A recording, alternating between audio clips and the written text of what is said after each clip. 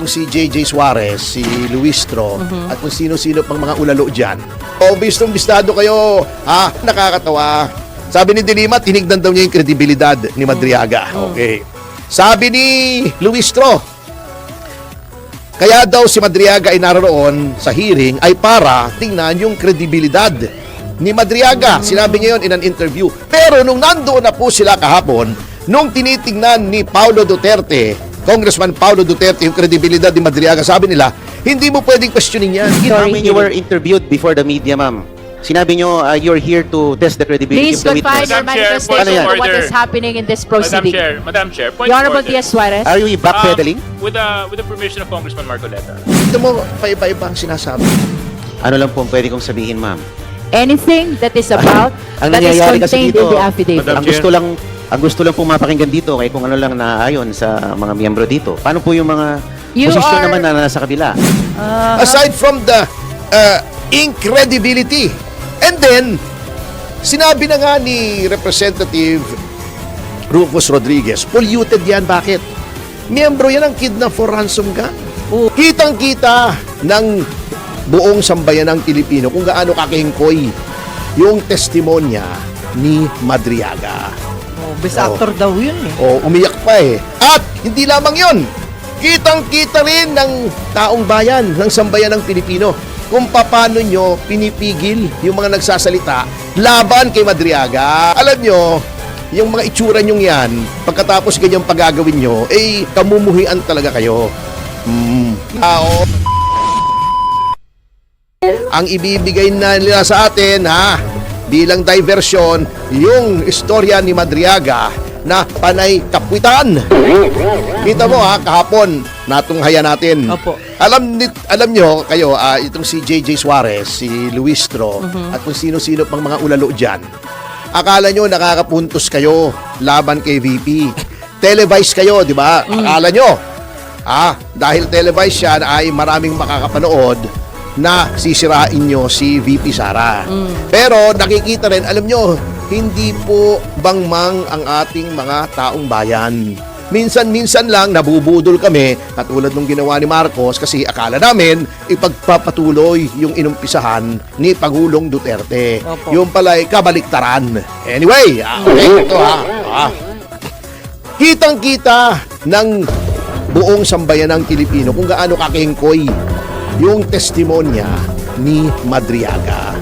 Best actor daw yun eh. O, umiyak pa eh. At hindi lamang yon, kitang-kita rin ng taong bayan, ng sambayan ng Pilipino, kung paano nyo pinipigil yung mga nagsasalita laban kay Madriaga. O, bistong-bistado kayo.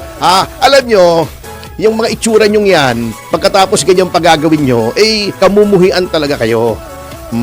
Yun lang. Di ba? O, yung napakapangit eh, ang ginagawa ninyo. Di ba? Hindi naman bobo ang Pinoy. Oo nga eh. Actually. Alam mo, nagtataka rin ako, isa pa, bago tayo pumunta dyan sa testimonya ni Madriaga. Opo. Di ba sabi nila, pag nagkakaroon daw ng kapangyarihan, ang isang tao, di ba may kasabihan, lumalaki ang ulo. Oh, Di ba? Yes. Di ba? Yes. Eh bakit si Ridon, ang mukha yung lumaki? Nagkaroon ng kapangyarihan. Ayun ba yun? Hindi ko lang maintindihan. Hindi lang lumaki ang ulo, lumaki pa ang mukha. Anyway, Tony talaga. hindi, nagtataka lang ako. Etong number one na katakataka dyan. Okay. Sabi ni Madriaga, talagang ang plano daw ni Pangulong Duterte ay itakbo si Sara na Vice President ni Marcos. Pagkatapos, sisiraan si Marcos, tatanggalin by whatever means upang maging Pangulo si Sara Duterte. What is wrong with that story? What is wrong with that story? Eto, I will tell you what is wrong with that story. Sa halos lahat ng surveys po noong 2022, lamang si Sara Duterte. Okay? Okay? Yes. Lamang, di ba? Kay Pangulong Marcos. Opo. Okay. So, ibig sabihin, kung si Sara Duterte mismo ang tumakbo na presidente, malaki ang posibilidad na siya ang manalo kahit si Marcos pa ang kalaban niya.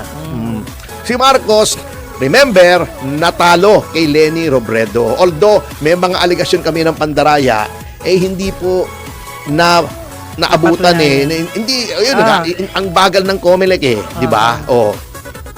Si Vic Rodriguez nga yung abogado diyan ni Pangulong Marcos, hindi naman nanalo yung protesta, di ba? Yeah. Inabutan na ng eleksyon. Okay. Okay, number 1. Number 2, bukod sa lamang si Sara Duterte. Hindi naman malaki ang lamang, pero lamang. Nakapuntos. At saka yun ay, yung survey na yun, may mga iba pang mga kandidato noon. Opo. Na pagka yun ay umatras, syempre, kakalat yung boto noon. Number 2, at ito ang pinaka malaking factor. Alam naman natin lahat ito. Opo. Kung tumakbo si Sara Duterte noong 2022, sinong pangulo habang siya ay tumatakbo? Sino? Tatay niya! Di ba? Yeah. Bihira ka naman. Biglang lumayo utak ko, sorry. Di ba? Si Tatay Digong. Oo. Tatay niya ang Pangulo Nakaupo. hanggang June 30. Oo nga. Hanggang June 30. Mayo yung eleksyon. Ang campaign period, 90 days before May. Oh. Ibig sabihin, wala namang ginawang masama si Sara. Hindi lamang yun.